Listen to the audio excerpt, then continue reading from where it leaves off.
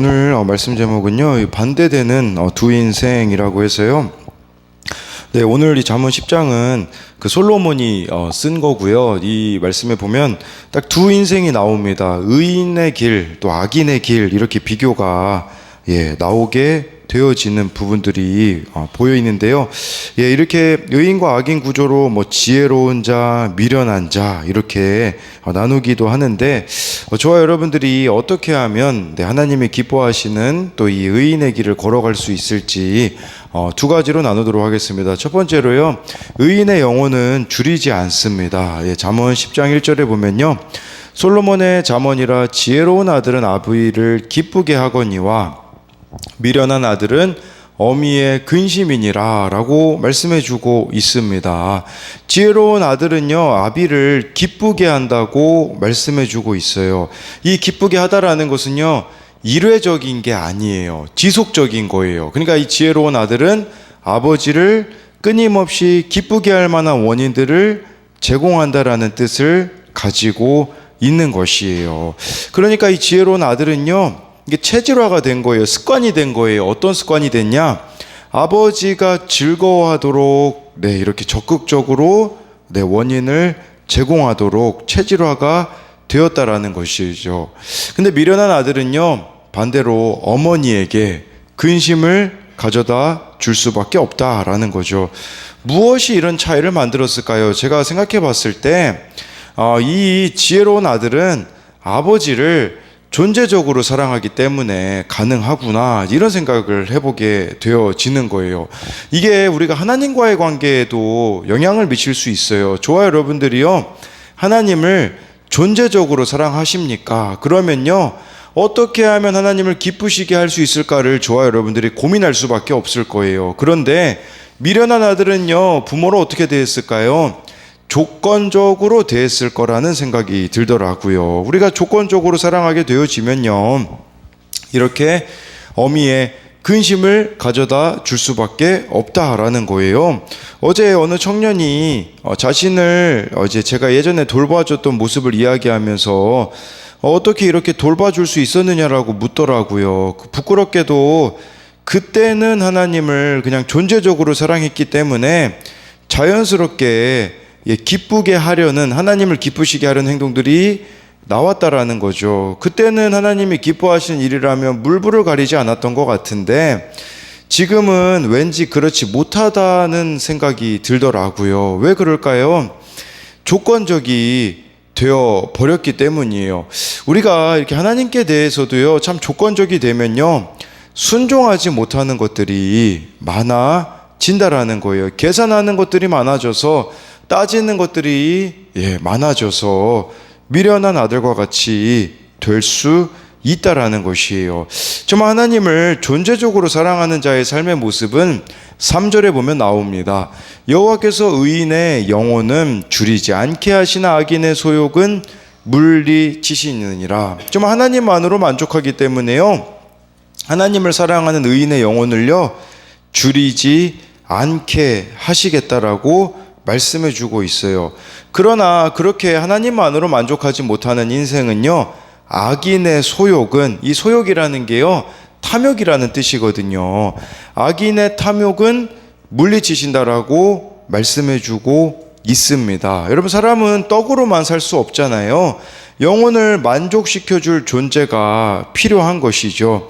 그렇기에 하나님만으로 만족하는 의인에게는 영혼이 줄이지 않는다고 하잖아요. 영적인 부분들 또한 정신적인 허기에 시달리지 않도록 하나님이 해주신다라는 것이에요.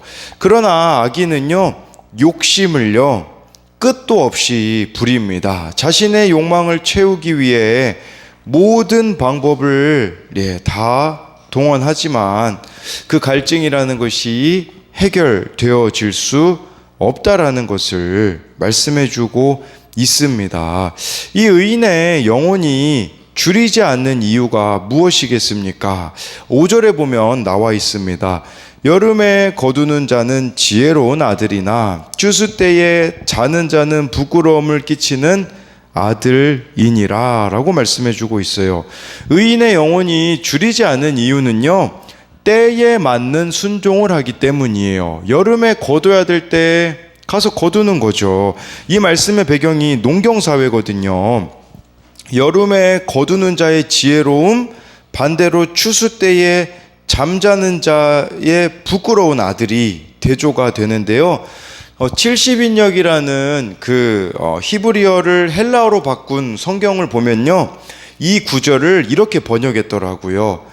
떼약볕에서 구원함을 받은 지혜로운 아들이라고 이렇게 표현을 했더라고요.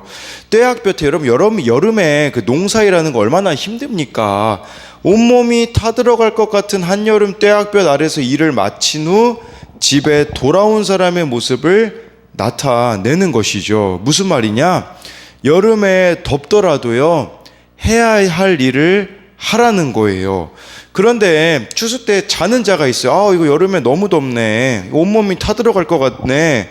나는 그냥 하지 말아야겠다. 이렇게 귀찮다고 자게 되어지면요, 부끄러움을 끼치는 아들이 된다라는 것이에요. 저는 이것이 우리 인생에 각자가 다 주어진 때가 있거든요. 그때 저와 여러분들이 순종함으로 보내야 한다라는 의미로 다가왔어요. 근데 문제는 내가 너무 옳다고 여기기 때문에요. 내가 하나님보다 옳다고 여기기 때문에 우리는 때에 맞는 순종을 하지 못합니다. 어떻게 하면 좀 더 쉽게 인생을 살 수 있을까?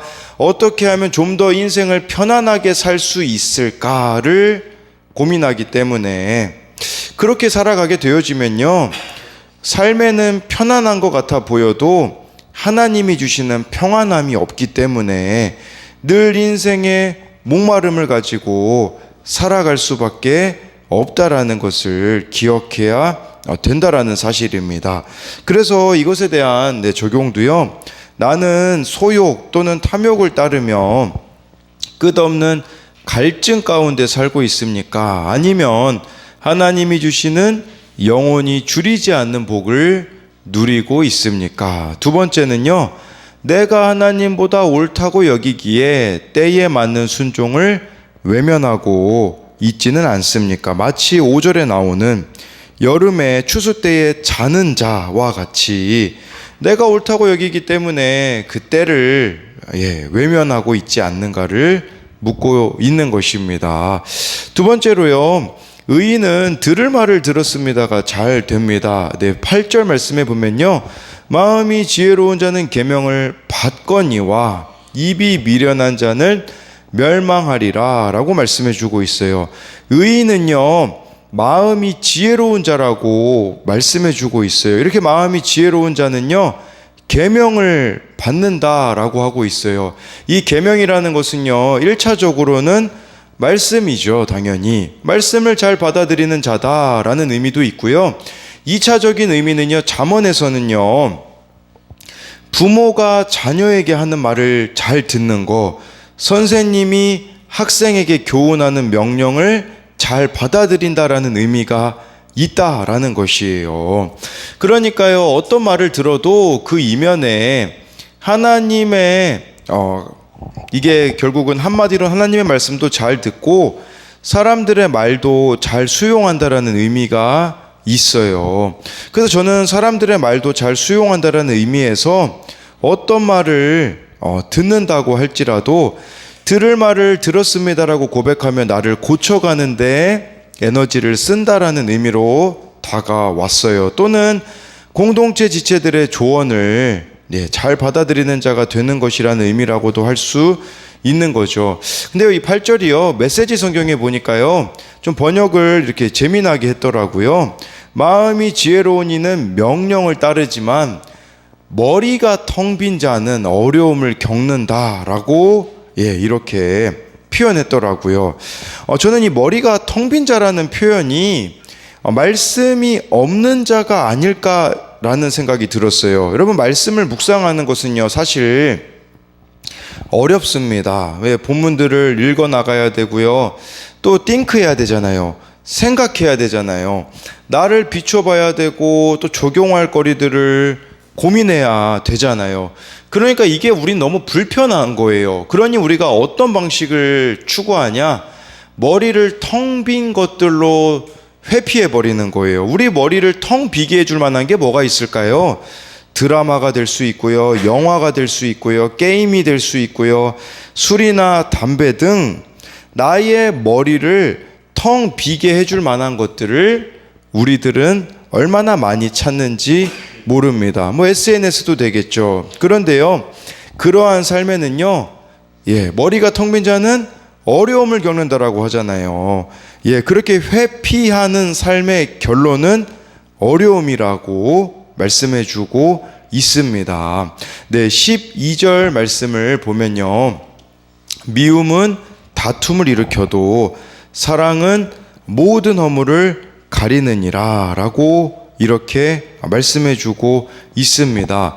악인의 입은요, 서로 미워한다라고 말씀해주고 있어요. 11절에 보면요, 악인의 입에는 독을 머금고 말하고 있거든요. 독을 머금고 말하기 때문에 누군가를 당연히 미워하기 때문에 하는 말이기 때문에 그 이면에 분노가 있다라는 뜻이거든요.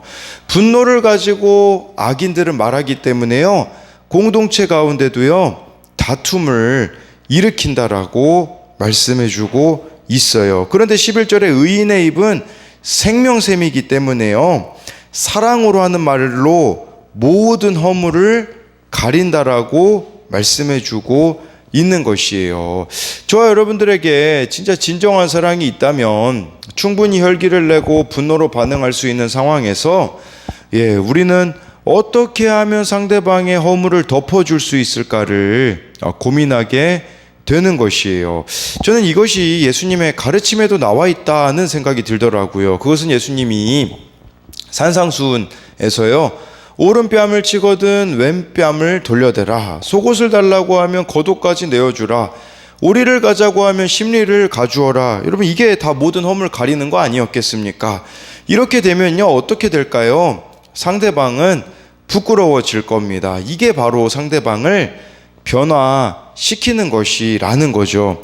물론 필요한 말을 해야 돼요. 근데 그 말을 하는 게 내가 그저 미움의 말로, 미움의 행동으로 상대방을 고치려고 하고 있지는 않느냐라는 것이죠. 그러나 사람은 사랑으로 바뀐다라는 것을 기억해야 돼요. 이 모든 허물을 가린다라는 게 우리들에게는 그런 의미 아닐까요? 정말 그 사람의 허물을 가리기 위해서 나는 무엇을 하고 있는가에 대한 물음이 아니겠습니까? 정말 손과 발이 가는 그 적용을 함으로써 상대방이 바뀌어진다라는 것입니다. 근데 우리들에게는 참 이렇게 늘 두 가지 갈림길에 서게 되는 것 같아요. 정말 이렇게 분노로 혈기로 반응하여서 다투는 길이 있는가 하면 어떻게 하면 그 사람의 허물을 덮어줄 수 있을까 하는 고민인데, 근데 이 두 번째, 이 허물을 덮어주는, 사랑으로 허물을 덮어주는 이 방식을 우리가 너무 어려워합니다. 왜냐하면 거기에는 나의 수고와 자아의 죽음이 뒤따르기 때문이라는 것이에요. 17절 말씀을 보면요, 훈계를 지키는 자는 생명길로 행하여도 징계를 버리는 자는 그릇 가느니라 라고 말씀해 주고 있어요. 8절 말씀에요, 마음이 지혜로운 자가 되는 거, 12절에 허물을 가리는 사랑은 여기 17절에 나오는 훈계를 지키는 데서 나온다고 생각할 수 있습니다. 여러분, 이 훈계라는 단어가요, 여러 가지 의미가 있더라고요. 뭐 말로 하는 경고뿐 아니라 훈련, 교육, 교훈, 교정, 수정을 뜻하는 가르침과 관련된 포괄적인 의미를 가지고 있어요. 우리들에게는 이 훈계를 잘 지킨다라는 게 무슨 의미겠습니까? 바로 말씀의 훈계를 잘 받아야 된다라고 할 수 있어요. 뿐만 아니라 공동체 지체들의 훈계를 잘 받아야 된다라는 의미가 될 수도 있어요. 이 훈계를 지키는 자를요, 메시지 성경에 보면요, 절제된 삶이라고 표현을 했더라고요. 저와 여러분들이 절제된 삶이 된다라는 게 무슨 말일까요? 브레이크가 잘 걸리는 인생이냐라는 물음인 거죠. 말씀을 통해서 내 인생에 브레이크가 걸리고 있는가? 공동체 지체들의 그 조언을 통해서 내 인생에 브레이크가 걸리고 있느냐라는 것을 말하는 것이에요.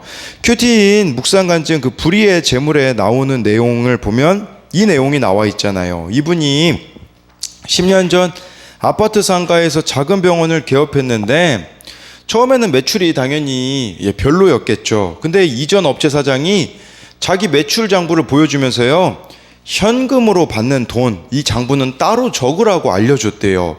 그러다 수입이 변변치 않을 때 세금을 덜 내는 방법을 알게 되자 이게 세상 지혜라고 생각을 했대요.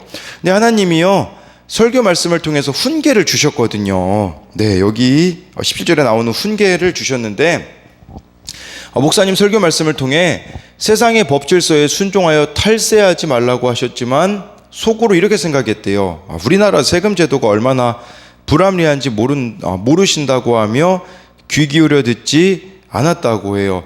그러면서 합리화하는 거예요. 어떻게 합리화하냐면 매출이 오르자 당연히 수입이 늘잖아요. 11조 많이 내면 되지, 건축 헌금 많이 내면 되지 하면서 죄책감을 덜어낸 후에 남은 돈은 사치를 부리는 일에 썼다고 해요. 남편에게도요, 비싼 차와 시계를 선물했지만 돈을 자기가 더 많이 번다면서 수입이 적은 남편을 무시하니 부부관계가 나빠질 수밖에 없었다라고 합니다. 그러자 그녀의 인생에 하나님이 브레이크를 거세요. 어느 날 직원의 신고로 세무조사를 받는 사건을 허락하셨고, 그 일로 그간 탈세금과 벌금 모조리 추징당했고요. 하나님이 세우신 법에 순종해야 함을 인정하게 되었다고 합니다. 또한 교회 소그룹 모임에서도 오픈을 하는 거예요. 탈세 사실을 고백하고 말씀으로 양육받으며 저의 죄를 회개했다고 합니다. 그 뒤에 어떤 일이 벌어졌을까요? 돈은 없어졌지만 부부 관계를 회복할 수 있었다고 합니다. 또한 모든 수입을 빠짐없이 신고하며 바른 길로 행하니 마음도 평안해지고 사치하는 습관도 사라졌다라는 거예요. 이게 마음도 평안해지고 사치하는 습관이 사라진 거, 아까 훈계를 지키는 자가 그 메시지 성경에서 절제된 삶이라고 이야기를 했잖아요. 절제된 삶이 되었다라는 고백이 아니겠습니까? 그래서 저와 여러분들 가운데도 늘 우리가 이 훈계를 받음으로써 절제된 삶을 살아가야 된다라는 것을, 또 공동체 지체들의 그 권면을 받아들이면서 참 들을 말을 들었습니다라는 그 고백 가운데 나아가게 되어진다면 우리들이 삶이 절제된 삶이 되는 것이 아니겠습니까? 그래서 이것에 대한 적용 질문은요, 말씀 묵상하기가 귀찮아서 내 머리를 비게 해줄 만한 것들을 찾아다니고 있지는 않습니까? 아까 이것은 8절 말씀을 그 메시지 성경 번역에 보면요, 텅 빈 머리, 그걸 가지고 만든 적용 질문이에요. 정말 이 말씀 묵상이 너무 귀찮기 때문에 그냥 편안하게 해줄 만한 거, 그거 찾고 있지 않느냐라는 것이고요. 두 번째는요, 하나님의 말씀의 훈계로, 공동체 지체들의 훈계로 나의 삶에 브레이크가 걸리고 있습니까? 여러분, 우리가 이 훈계를 무시하면요, 하나님이 브레이크 거시는 사건이 찾아올 수밖에 없기에 정말 말씀으로 훈계를 받고 지체들의 훈계를 잘 받는 저와 여러분들의 모습이 되어야 된다라는 것입니다. 제가 기도하고 마치도록 하겠습니다. 살아계신 하나님, 오늘 말씀 가운데에 정말 아버지 하나님을 기쁘시게 하는 지혜로운 자녀들이 되어지기 원합니다. 하나님을 조건적으로 찾는 자들이 되는 것이 아니라 존재적으로 하나님을 사랑하는 자들이 되게 하여 주옵시고, 하나님, 그렇기에 내 욕심을 채우는데 나의 인생을 채워감으로써 끊임없이 목말라 하는 인생이 되어지지 않게 하여 주시고, 뿐만 아니라 여름에 덥다고 불편하다고 때에 맞는 순종을 외면할 때가 참 너무나 많이 있습니다. 저에게도 하나님이 순종의 때를 요구하실 때가 있는데 제 생각이 너무 옳아서 하나님 말씀에 순종하지 못할 때가 너무 많음을 회개합니다. 뿐만 아니라 말씀 앞에 서는 게 너무 귀찮아서 정말 내 머리를 비게 해줄 만한 세상 쾌락을 좇고 있는 그 발걸음들을 우리들이 끊을 수 있도록 하나님이 은혜 베풀어 주시고, 하나님 또한 말씀의 훈계를 잘 받음으로써 지체들의 권면을 잘 받음으로써 절제된 삶이 되어줄 수 있도록 우리들을 인도하여 주실 것을 믿으며 살아계신 예수님 이름으로 기도드립니다. 아멘.